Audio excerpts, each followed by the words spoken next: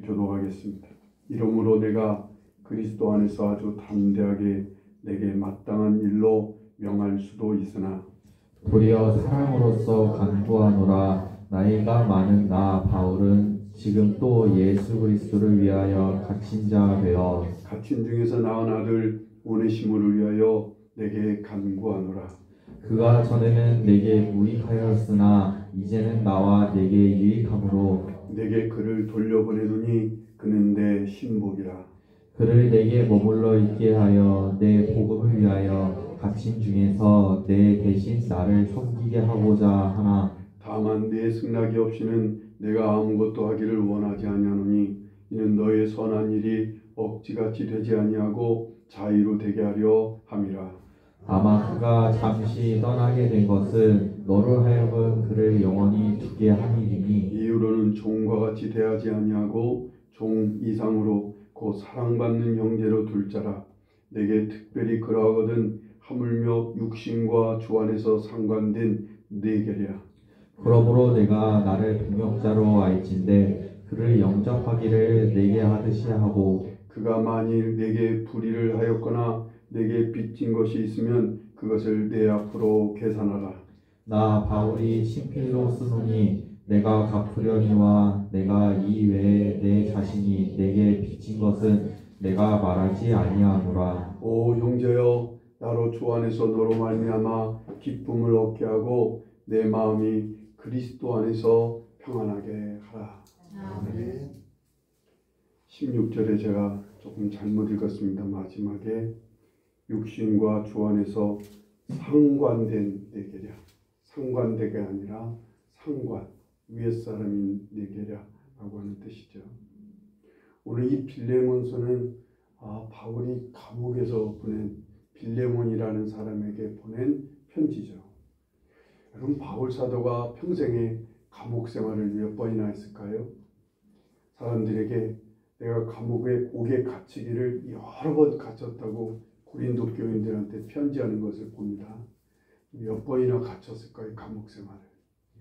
성경을 보면 공식적으로 성경에 나와 있는 것으로만 하면 바울 사도는 총 4번을 감옥 생활을 했어요.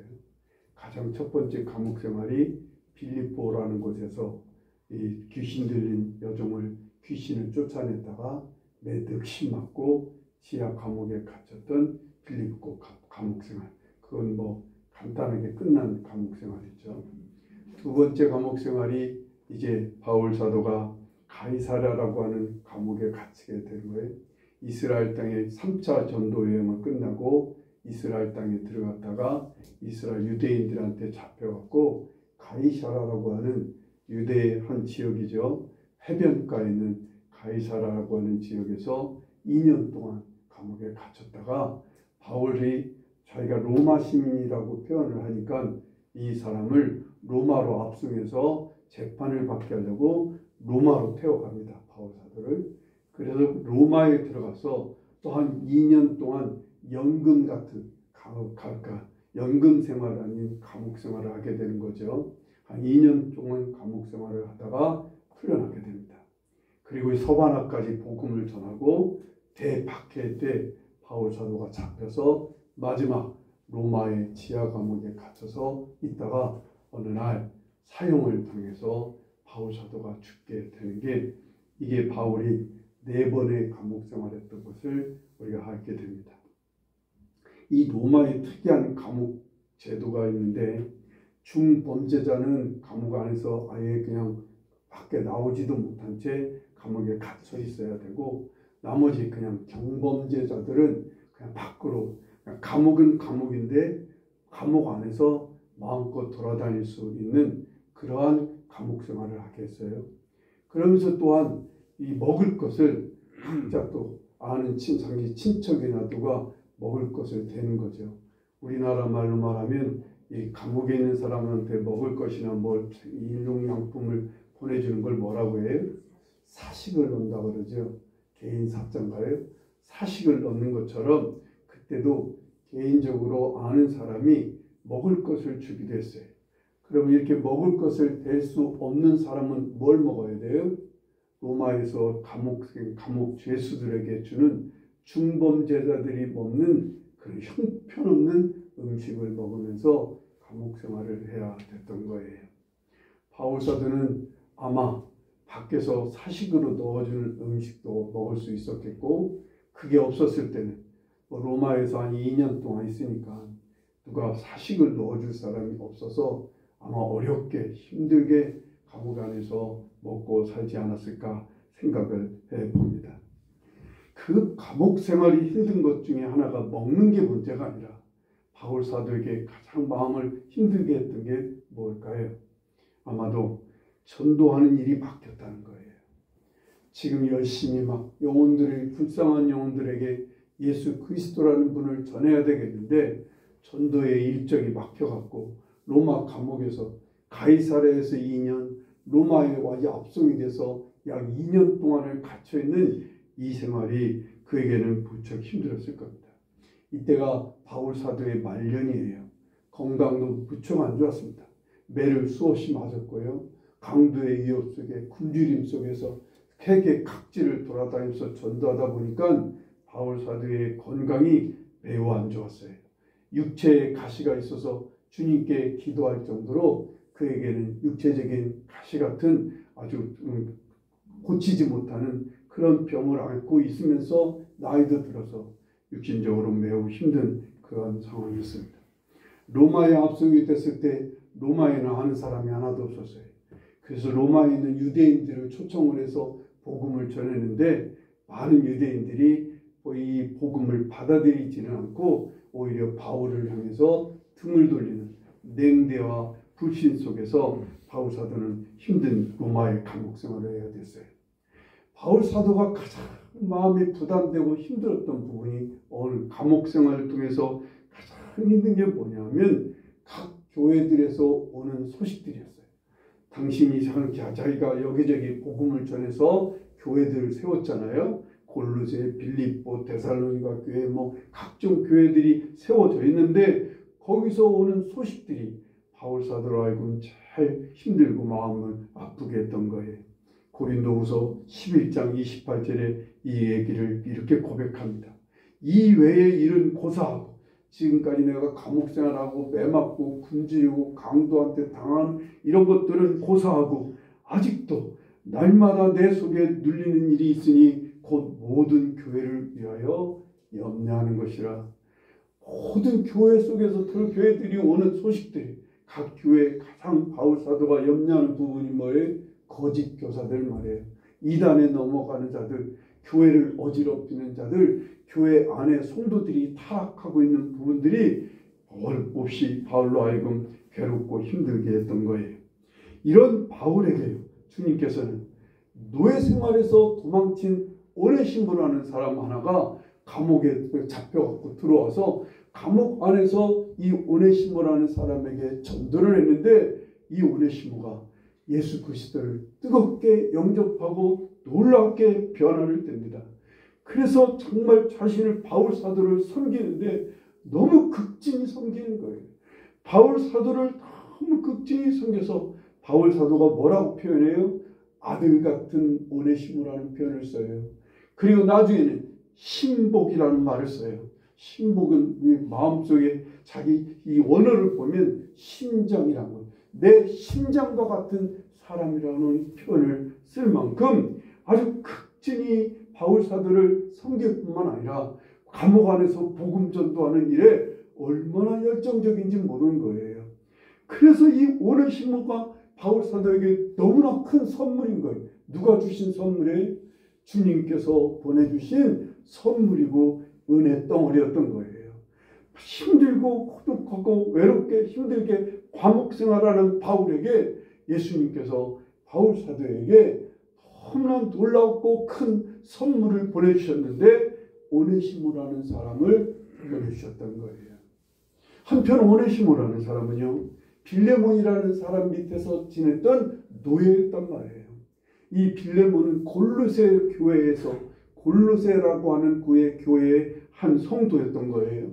얼마나 부유했는지 종들을 부를 뿐만 아니라 자기 집에 교회를 만들 만큼, 자기 가정교회의 책임자가 될 만큼 빌레몬은 부유한 사람이었어요. 아마도 바울 사도를 통해서 예수를 믿고 온 식구들이 다 기독교, 예수를 믿는 가정이 되었던 그런 가정이었던 거예요. 근데 이 오네시모는 빌레몬이 아직 예수를 믿기 전에 그 집에서 노예 생활을 했던 거예요. 당시 노예는요, 노예가 도망치면 어떻게 돼요? 우리나라도 예전에 추록군이 있었던 것처럼 이 노예가 도망치면 노예를 잡으러 다녀야 됐어요. 이 노예가 한번 도망쳐서 잡혀오게 되면 주인은요, 그 노예를 죽이든지 아니면 손 발을 잘라서 도망치지 못하는 영구적인 장애인으로 만들게 돼 있어요. 그렇지 않고 아주 정말 특별한 경우가 있는데, 유력한 사람이 이 도망친 노예의 보증을 서주면 이 노예는 다시 주인의 집에 들어와서 원래대로 노예 생활을 할 수 있게 되는 그런 제도가 있었던 거예요.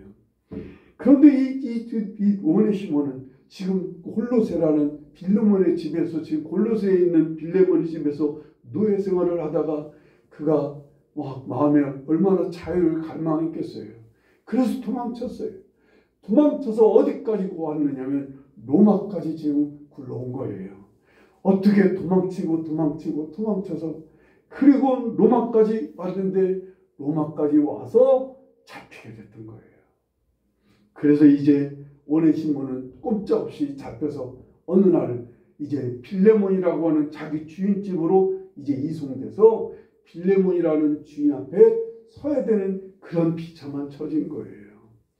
자유를 위해서 도망쳐 왔지만 그 자유가 온전한 자유가 아니잖아요. 노예로 도망쳤으니 얼마나 살벌한 감시, 살벌한 추적이 있었겠어요. 그걸 피해서 정말 강히 마음 졸여가며 도망쳐 온 곳이 로마였다고요. 마음이 얼마나 괴롭고 힘들고 정말로 어려웠겠어요. 그런데 잡혀왔다고요.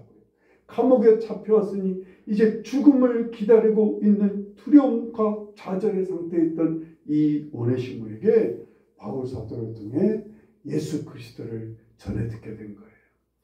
예수님을 듣게 됐을 때, 예수님을 전해 들었을 때 오네시모는 감격적으로 예수 그리스도를 영접하게 됩니다. 자기 같은 노예도 말이에요. 외모를 따지지 않고, 출신을 따지지 않고, 자기의 처지를 따지지 않고, 자기 같은 사람이라도 주님께서 사랑하셔서 위에서 십자가에 죽어주셨다는 이 사실에 오네시모가 얼마나 감격스럽게 예수님을 영접했겠어요.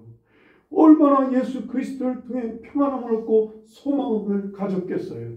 죽음의 두려움에서 언젠가 끌려가 빌레몬이라고 하는 주인집에 끌려가서 이제 노예 생활을 하든지 죽어야 되는 그러한 소망 없는 삶 속에 있다가 예수님을 통해 이 오네시모는 드디어 빛을 본 거예요. 드디어 마음의 자유를 얻은 거예요. 마음의 평안을 얻었어요. 마음의 소망을 갖게 됐던 거예요. 그래서 감격스럽게 막 복음을 전하고, 바울 사도, 자기에게 복음을 전해진 바울 사도를 정말 아버지처럼 섬기게 됐던 거예요. 여러분, 우리가 밝을 때는 빛이 아무리 비춰도 그 빛이 소중한지 몰라요. 캄캄한 어둠 속에 한 줄기 빛이라도 있으면 그 빛이 얼마나 밝고 얼마나 소중한지 그때서 알게 됩니다. 우리가 목이 안 마를 때는 물이 그렇게 귀하게 여기지 않아요. 그런데 목마르다 못해서 갈증이 나서 목이 탈 정도 될 때 물 한 방울이 얼마나 시원하고 얼마나 귀한지 그제서야 알게 되는 거예요. 사방이 막힌 것 같이 보일 때 작은 문 하나, 작은 창문 하나, 작은 길 하나가 그렇게 소중하고 그렇게 마음이 뜨겁게 보이는 것처럼 말이에요.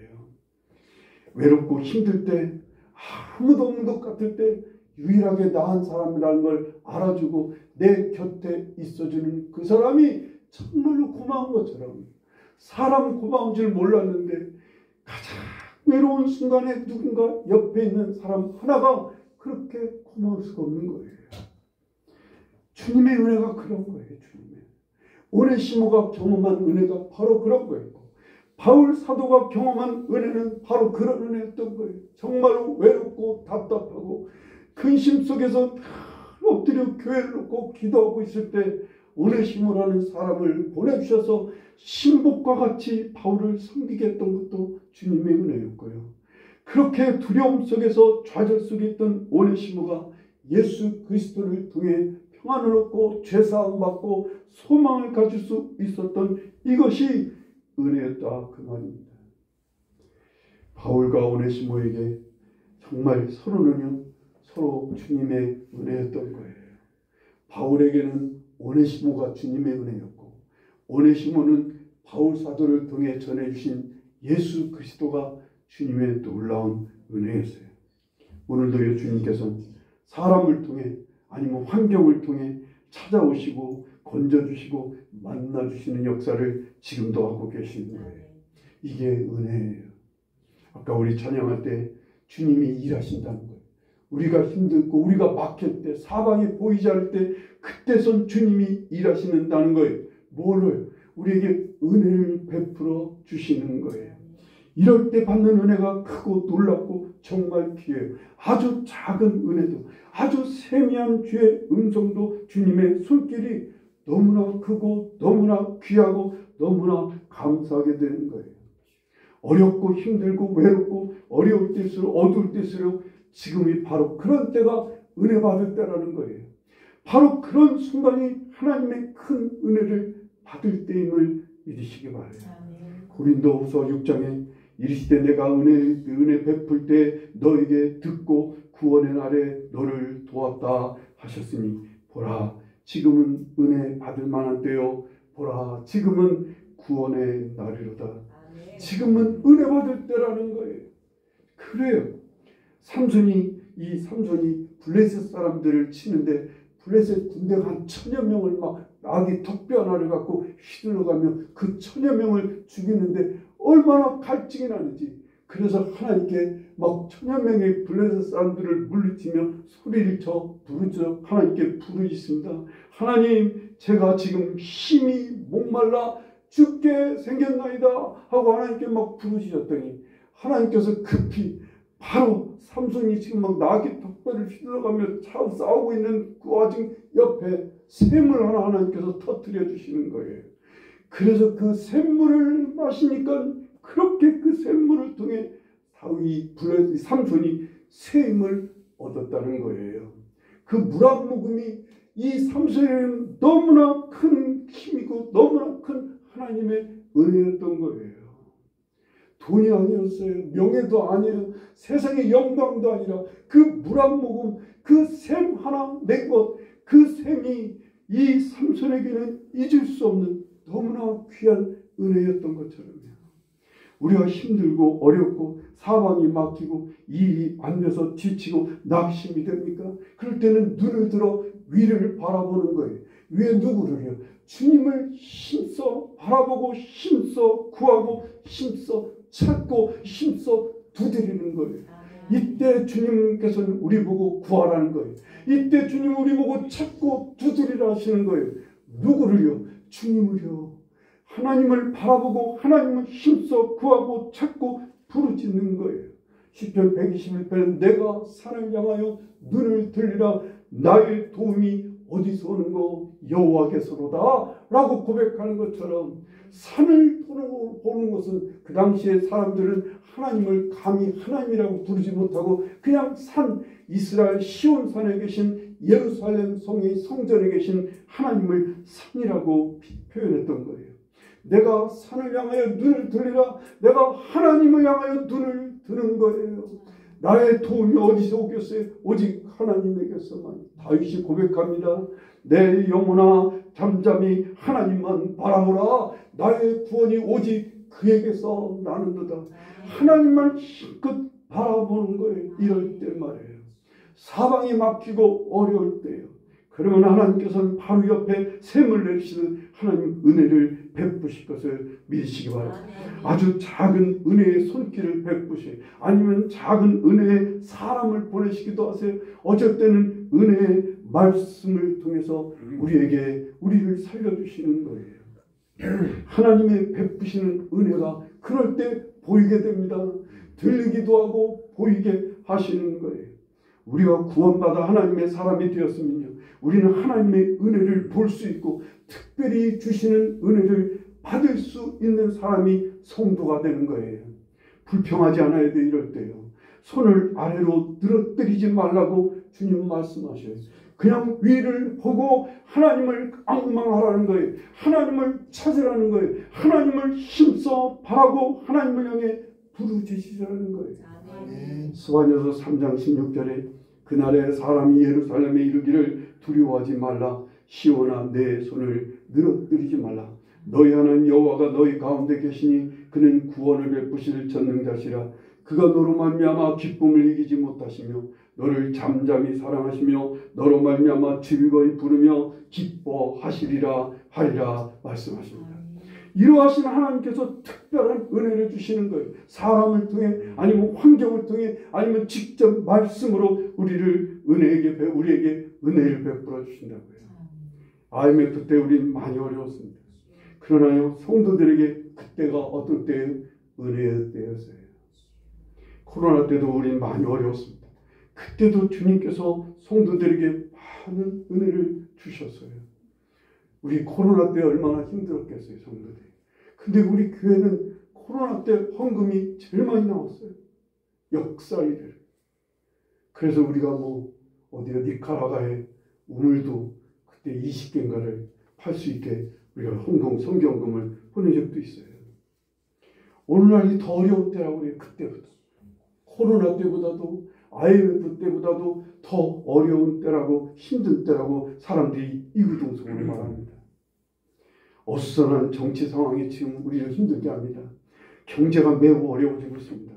더군다나 우리 마음을 힘들게 하는 게 사람들 간의 갈등입니다. 이러한 문제로 지금 매우 불안하고 힘든 때라고 사람들은 지금 생각하고 살고 있어요. 그런데 이때가 어느 때예요? 더 큰 은혜를 주실 것을 믿으시기 바라요. 바로 지금이 은혜 받을 때라고요. 지금이 하나님이 더 큰 은혜를 주실 때인 것을 믿으시기 바라요. 바울과 오네시모는 너무나 큰 은혜를 받았어요. 오네시모라는 심령 같은 제자를 바울은 하나님께 받았어요. 오네시모는 예수님을 믿고 주님의 사랑이라는 큰 은혜를 받았습니다. 이 은혜 안에서요, 바울은 감옥 생활을 기쁘게 견디고 있었어요. 그리고 그렇게 살 수가 있었어요. 오네시모는요, 열심히 바울을 섬기고 도우면서 모든 두려움과 불안을 씻고 사람들에게 예수 그리스도를 전하는 삶을 살았던 거예요. 얼마간의 시간이 지나면서 이제 점점 마음에 뭔가 부담감이 생기기 시작합니다. 오네시모로 인해서 빌레몬에 대한 미안한 마음이 바울 사도가 자꾸 생기는 거예요. 자기가 복음을 전한 사람이 복음을 전해서 예수 믿고 온 가족이 예수 믿는 가정 빌레몬이, 하필이면 오네시모가, 자기 신복 같은 이 오네시모가 지금 빌레몬의 집에 놓였다는 사실이 이제 마음에 걸리기 시작하는 거예요. 시간이 지나면 지날수록 미안한 거예요. 빌레몬한테 미안하고, 때 한편으로는 이 오네시모가 지금 노예로 잡힌 노예생활 도망자로 잡혀서 이제 끌려가야 되는데 이제 그러면 빌레몬한테 무척 많이 당할 것 같은 거예요. 그런 염려도 있고요. 그런 마음의 부담감이 계속 생겨요. 오네시모 또한 그래요. 잠시 예수 믿고 평안하게 기쁘게 열정적으로 살았지만 늘 마음 한구석에는 뭐가 있어요? 예전에는 빌레몬 집에 끌려가서 죽거나 형벌을 당할 것이 두려웠는데 이제는 마음에 무슨 생각이 드는 거예요? 자기 주인 말에 빌레몬 주인한테 미안한 거예요. 너무나 죄송한 거예요.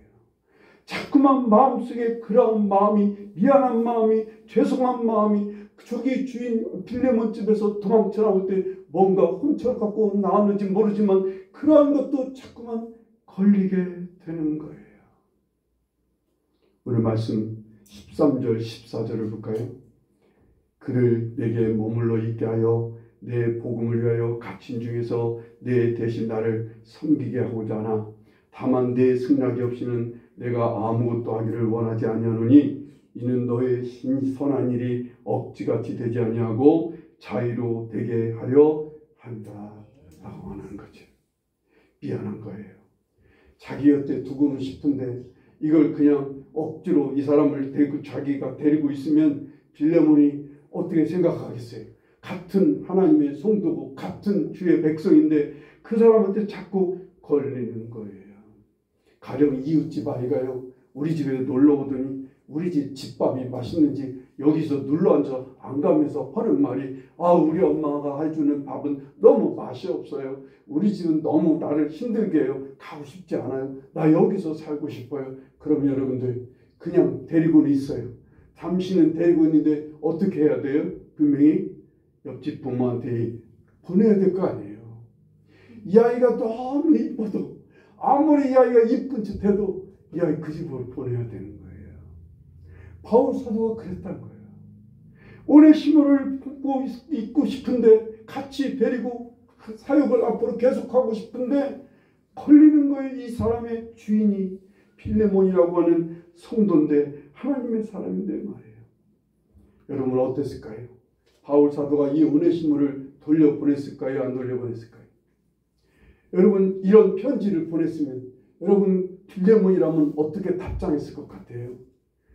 무슨 말입니까? 괜찮습니다. 나 괜찮아요. 바울 사도님이 원하신다면 얼마든지 오네시모 데리고 그리고 같이 전도하십시오 하고 극구 사양했을 거예요. 그래서 갔을까요? 안 갔을까요? 오네시모는.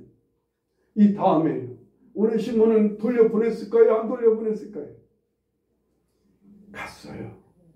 골로새서 4장 9절에 보면요, 이렇게 나옵니다. 신실하고 사랑을 받는 형제 오네시모를 함께 보내노니 그는 너희에게서 온 사람이라. 그들이 여기 일을 다 너희에게 알려주리라. 오네시모가 너희에게서 온 사람이라는 거예요. 그러니까 이미 오네시모는 빌레몬한테 갔다가 빌레몬이 보냄을 받아서 바울 사도 곁에서 복음을 전하고 있었던 거예요. 그럼 이 오네시모는 기어이 돌아갔어요. 오네시모도 가만히 있을 수는 없었던 거예요. 빌레몬한테 마음에 진 빚을 어떻게 할 수가 없으니까 기어이 가지 말라고 해도 아마 오네시모는 갔을 거예요. 왜? 바울 사도가 보증을 서면 되거든요. 그런데도 바울 사도가 로마 사람이니까 보증을 서면 얼마든지 풀려날 수가 있었어요. 그런데도 오네시모는 기어이 가서 빌레몬과의 문제를 해결했던 거예요. 이 오네시모에게 있었던 이 빌레몬이라는 주인의 이 오네시모에게 이 빌레몬 주인에 대한 이 마음의 빚을 기어이 가서 청산하도록 이끌으신 분이 누구시겠어요? 바로 주님이시라는 거예요. 여러분 이 법적인 문제를 해결한다는 거 다 되는 거 아니에요. 그죠? 세상 사람들은 그 사람한테 내가 돈 몇 푼 훔쳐왔어. 그럼 돈 몇 푼 갚으면 끝인 거예요. 세상은 그렇게 해결했다고 해요. 다 풀었다고 그래요. 내가 저 사람한테 잘못한 거 내가 이만큼 벌을 받았어. 난 다 끝난 거예요. 그렇게 생각하지만 아니에요. 주님은 그걸 따지는 거 아니에요. 그 안에 있는 마음의 빛 말에 그 마음속에 있는 사랑의 빛이 이 오네시모로 하여금 기어이 빌레몬을 향해 가게 만드셨던 거예요. 우리가 주님의 은혜를 받으면요, 그 은혜로 우리는 살아나고 일어나고 풍성한 삶을 살게 됩니다. 그리고 조금의 시간이 지나면요, 이제 조금씩 우리에게 주님께서는 빚진 자의 마음을 우리에게 부어주시게 돼요.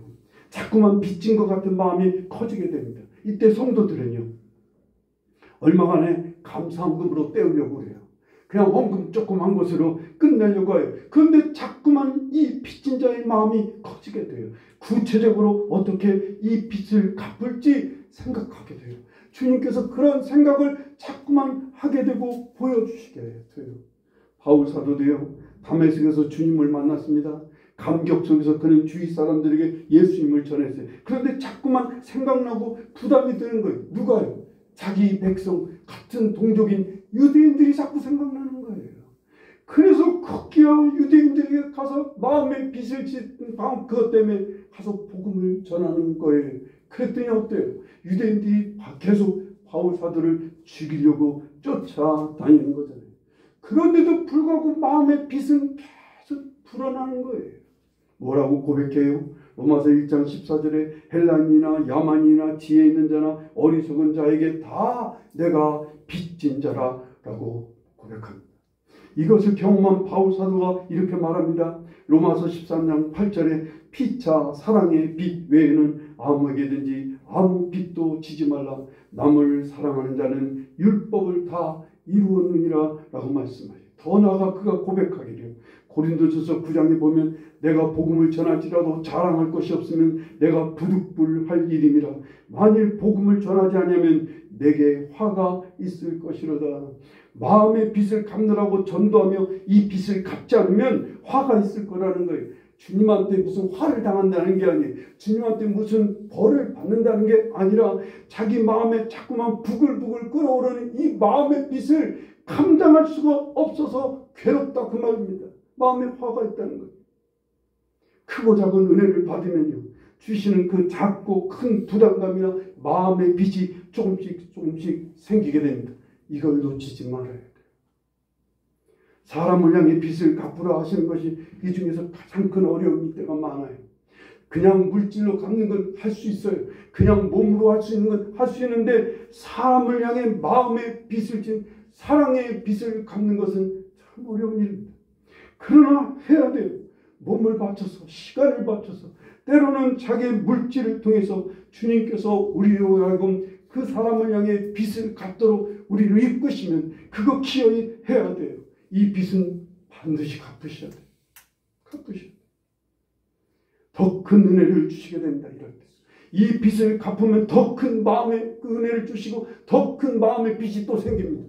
그러면 또 더 큰 마음의 빚을 갖고 우리 이 빚을 갚기 위해 계속 움직이게 돼요. 세상 끝까지. 우리가 주님 앞에 서는 그날까지 우린 이 빚을 청산하는 삶을 살게 되는 거예요. 이게 살아있는 성도인 거예요. 여러분 나이가 들수록 일이 있어야 된다고 그래요. 성도는요. 나이가 들어도 뭐가 있어야 돼요? 이 사랑의 빚이 있어야 돼요. 이 사랑의 빚이 있고 이 사랑의 빚을 청산하는 삶을 살아야 돼요. 나이 드신 부모님이요. 여러분 살아있음을 느끼는 순간이 언제? 자식을 위해서 마음의 빚이 아직도 남아있어서 못다한 사랑을 그저 어떻게라도 해보려고 뭐라도 해주고 뭐라도 주려고 하고 뭐라도 하려고 하는 이런 부모님이 있는 것처럼요. 그런데 어떤 부모는요. 그저 빚을 갚으라고 자식들에게 요구만 해요. 그리고 대접받으려고만 해요. 그리고 그냥 그러고 살고 있으면 그 부모는요. 이 마음의 빚이 없어서 생기가 없어요. 실은요. 부모 다움이 없어요. 부모와 자식 간에 생기는 생명을 잃게 되는 거예요. 성도도요. 성도가 움직여야 살아요. 성도가 이 마음의 빚을 갚기 위해 행동해야가 그것을 삶으로 옮겨 시들지 않고 살아요. 죽지 않는단 말이에요. 지금 여러분 어려운 순간입니까? 그렇다면 은혜를 달라고 부르짖어야 돼요. 지금 힘들고 괴로운 시간이면 힘껏 주님 앞에 엎드려 주님께 부르짖으며 주님의 은혜를 바라보고 주님을 구하고 바라볼 수 있기를 간절히 바랍니다. 지금 주님께서 은혜를 부어주셔서 마음에 어떤 마음의 빚이 좀 있습니까?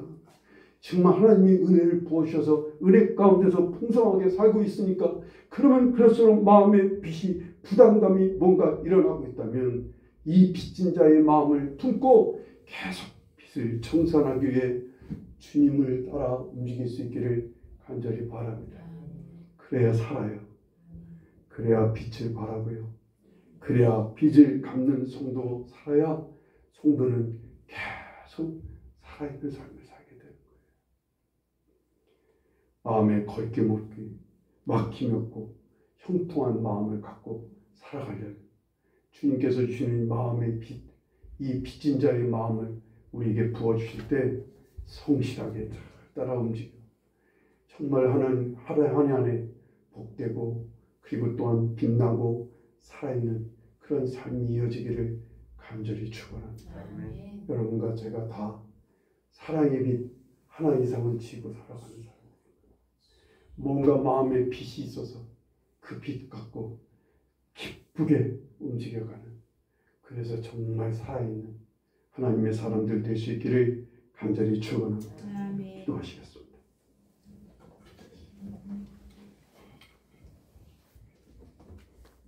시간 우리 함께 기도하실 때 하나님 지금 너무나 힘들고 어렵습니다. 주님 은혜를 부어주십시오. 내게 주님의 은혜가 필요합니다. 물이 필요하고요. 빛이 필요하고요. 주님의 은혜가 필요합니다. 구할 수 있기를 바랍니다. 마음에 뭔가 부담감이 있습니까? 주님 그 마음의 부담감을 해소할 수 있게, 청산할 수 있게 나를 인도해 주십시오.